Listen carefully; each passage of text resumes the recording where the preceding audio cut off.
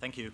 So my name is Moritz, I'm from Magazzino, and we're presenting today joint work with Google on how we can use different robots for mapping an environment, for integrating the information from these robots coming in order to have a consistent view of how the world is actually looking like. So why do we want to do that? So with Magazzino, we are building mobile pick-and-place robots that should be shown in this video here. You're going to see the video on our booth as well. So the important thing is we have mobile robots. They navigate through the warehouses autonomously. They can pick items, they can stow items, and basically do the same job that humans are doing. While they're driving around, they're also interacting with humans who are operating in the same warehouse. So the humans also pick items, put items, change the environment by this. And in addition to safety requirements, the robots also have to cope with all the uncertainty that the humans introduce into this world.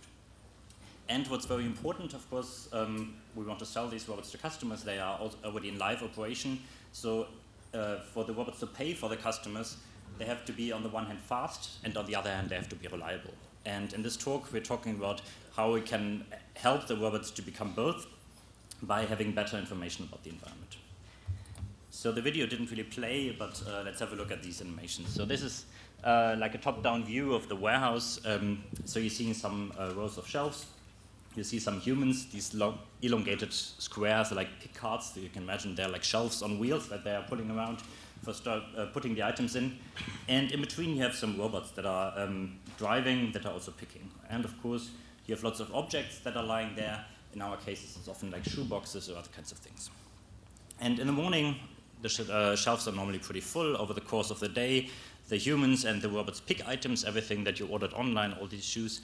And they continue picking, and in the afternoon, the warehouse actually looks pretty different. And it looks different at the high level, at the semantic level of which objects are located where, but also at the low level of, if you look at it at the map, at the height of the laser scan, then you just see different things, and the outline of the environment has just changed a lot.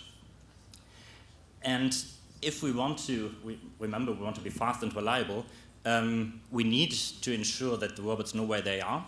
So they need good localization in this area, but they also need to know where the objects are. So imagine the red robot wants to pick the item that is there, this red box. The warehouse management system only tells us it's somewhere in this area here, so it's somewhere on this shelf.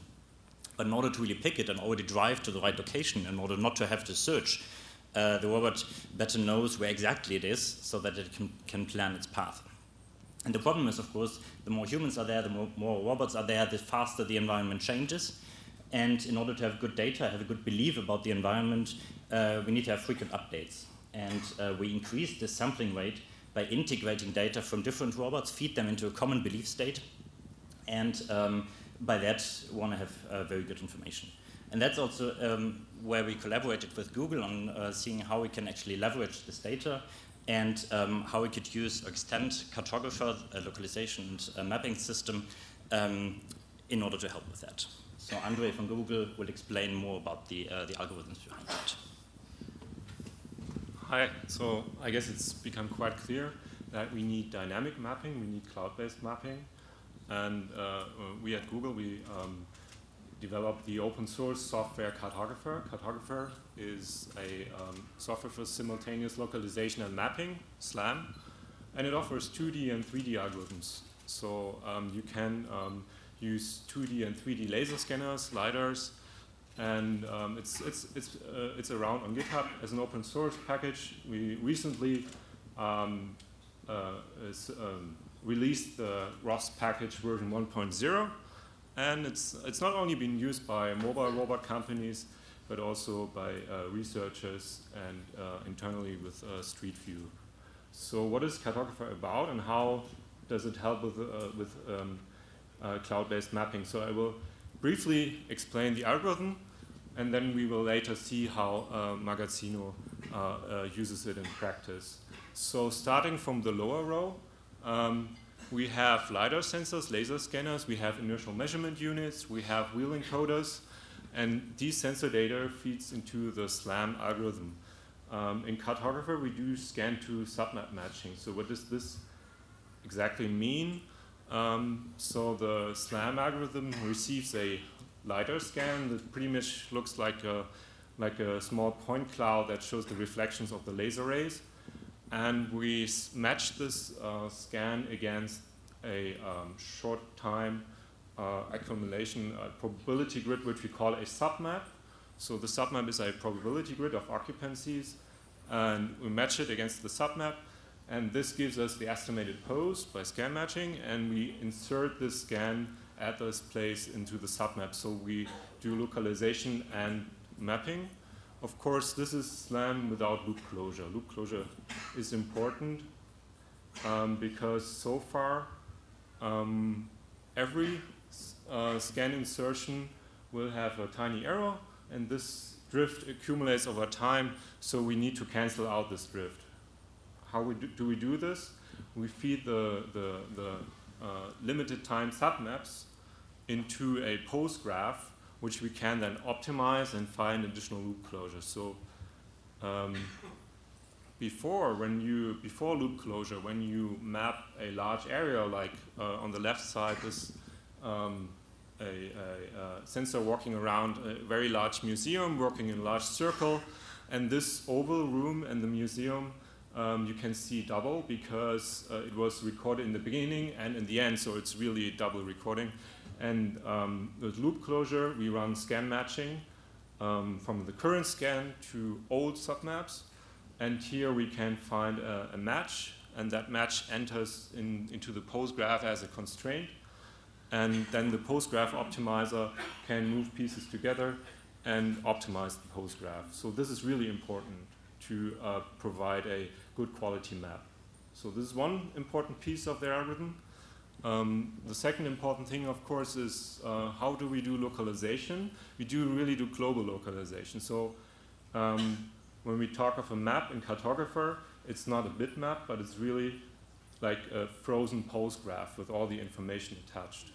So when a robot moves around and needs to localize, what it does, it matches the currents. It tries to match the current laser scan against the existing pose graph, against the submaps in the existing pose graph.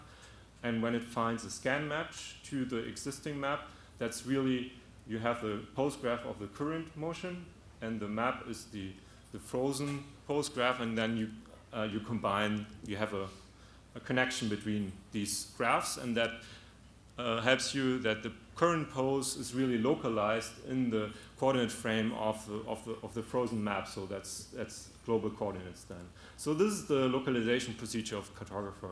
What else do we need? Of course, for cloud-based mapping in these dynamic environments, we need to have collaborative mapping.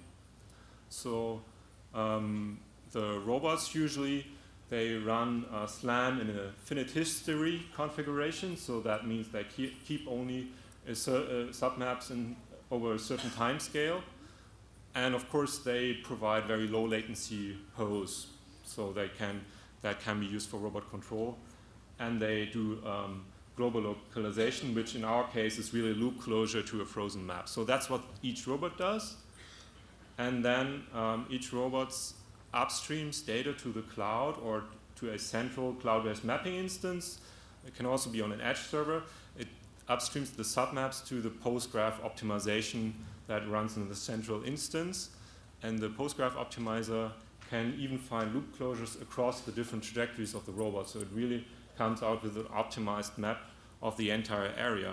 The only missing piece still is that we are only recording data, but the map grows and grows, and the postgraph has more and more layers. So we also need means to erase old data, and that's the lifelong trimmer, that's lifelong mapping. We came up with a very, very simple approach to lifelong mapping so far. It's the easiest such approach you can imagine. It's just we have the submaps in the postgraph, and we look how old they are and which area they cover. And if a submap is old enough and has only a small unique area that gets lost, if I erase that submap, we just remove it from the postgraph. So that's what we call the lifelong trimmer. That's a very easy solution for this problem. Yeah, and essentially these are all the building blocks of the cartographer algorithm. that are necessary for this task. And now Michael will present how this is plugged together in practice. Yeah, my name is Michael. I'm working at Magazino on SLAM. And yeah, I'm going to come back to the initial problem that Moritz was explaining, which is the dynamic warehouse, in which our robots are operating, picking objects, and have to cope with all the changes that are happening in the environment. So first I'm going to start with the conventional approach that probably most people are more or less familiar who are working with localization. So we used cartographers since about a year, and so far our approach was not to have a cloud-based instance for mapping, but to have the mapping separated from the real-time operation of the robots. So what does this mean? We have our robots that are running the real-time localization with a finite history. So you can really imagine this like sliding window of submaps. So you don't keep all data on the robots, of course, because you have limited resources. And rather, you do the mapping as a separate process. So every time that the environment changes, so this can be on a weekly basis or a monthly basis, depending on the environment, we have to remap and load this static map onto the robots, which they then use to find loop closure constraints. So here's a GIF of this process. You can see a single robot, going on a dedicated mapping path through a warehouse environment and capturing the current state of the environment. So we invested quite some time in this conventional approach to make it robust and increase the quality of the maps. We also have a automatic waypoint generator for the warehouse to remap. So the whole process is not manual, but you can send a robot on this path. And that's what we have been doing the past month, basically. So it works fine from a mapping point of view, but there are some problems with it. So as you can see, the robot is driving basically through an empty warehouse, which is problematic if we think about that we want to have multiple robots working in a warehouse environment. And those robots shouldn't be blocked by mapping. So first of all, we need a mapping robot that is going on this path, but we also need to remove all the other robots so the mapping doesn't take forever and the mapping robot is not blocked. So the whole idea of this cloud-based mapping project was why do we need to send a robot on this complicated path if we have this by all the time, which is basically all robots operating in different areas of the warehouse, seeing the current state, and then using this state that the robots see to assemble an updated map. So how does the component, from component point of view, how does the migration look like from this conventional approach to the cloud-based approach? So on the robot, we didn't want to change much. So because we have limited resources, we still want to use the same basic approach for localization. We have a frozen static map and try to localize within in more or less real time. And also we didn't want to change any APIs for the rest of the robot. What's now new is an uplink on every robot that is communicating via the gRPC framework with a cloud instance, which is optimized for mapping. So it's basically a separation of concerns. The robots do their task, they manipulate objects, do only real-time localization, but we do the mapping on a more powerful cloud instance that we can also scale to our requirements. So the robots are sending their observations, which are submaps and sensor data, to the cloud instance. And we regularly update the map on the robots by downstreaming it from this cloud instance to the robot. And because we can basically scale theoretically to unlimited compute power in the cloud, we can scale this to multiple robots operating in big warehouses. So, yeah. We piloted this approach. First of all, we started in our lab. So this is what you can see here is our mini warehouse at Magazzino. It's basically a small warehouse. We have the same type of boxes, same type of shelves. Of course, a small environment, but we can use it for testing and here to illustrate our approach. So what you can see here is basically we have an obstacle that is this big cart filled with boxes, and we intentionally placed it there to illustrate the bigger picture that we want to achieve in the next month with this whole project.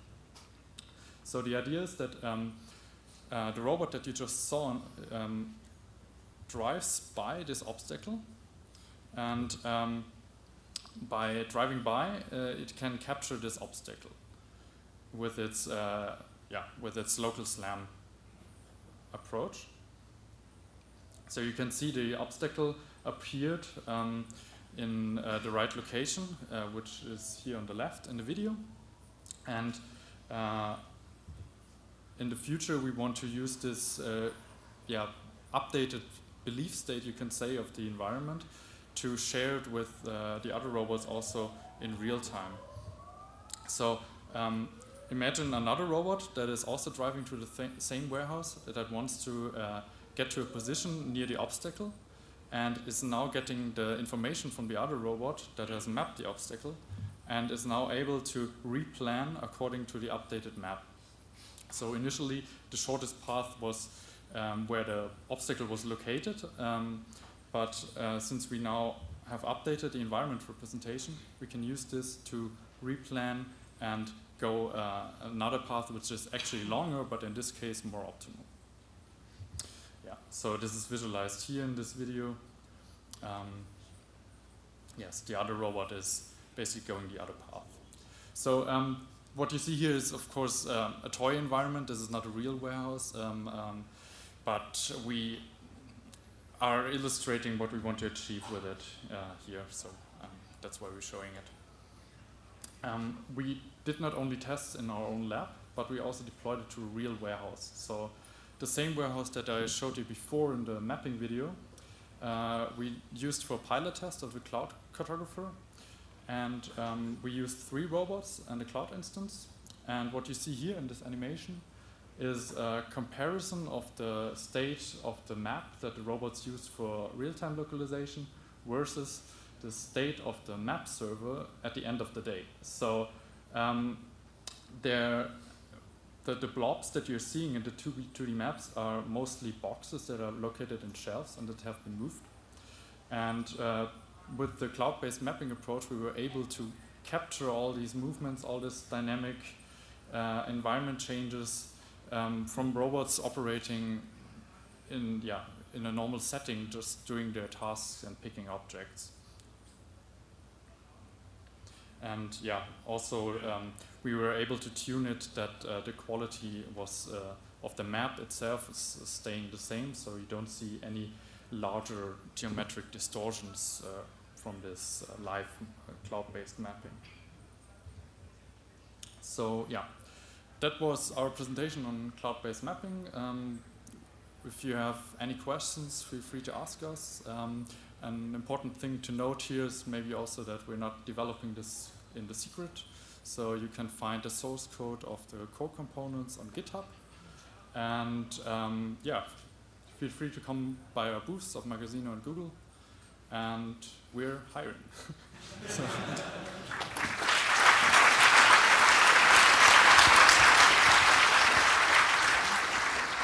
Thank you very much.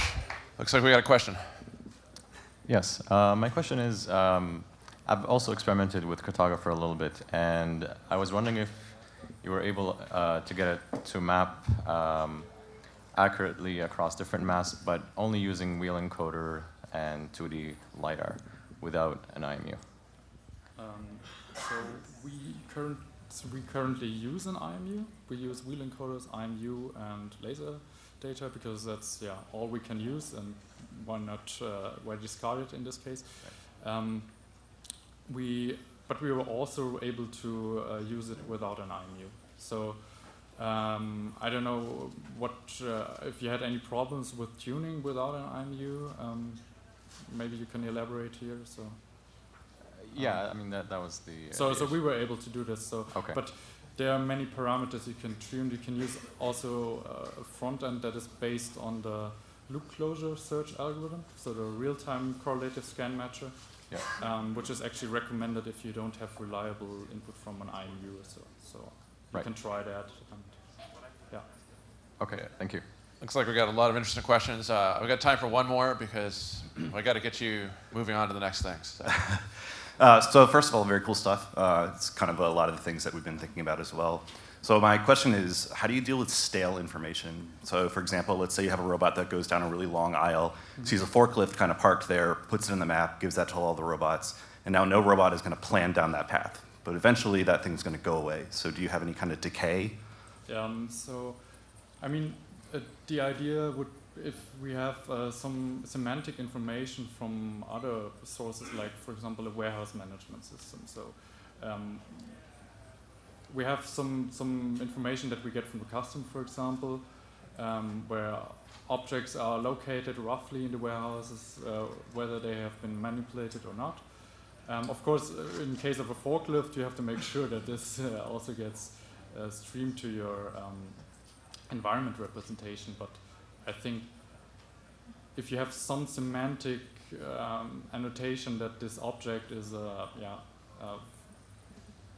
volatile object that is moving, you could then mark this area as an area with a high probability of being dynamic. And also I know what you mean when you have objects, also other robots standing in hallways, you would eventually map them too.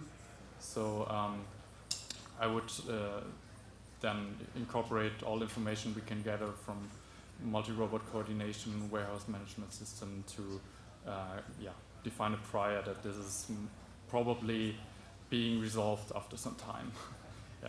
Cool, thank you. Thank you very much.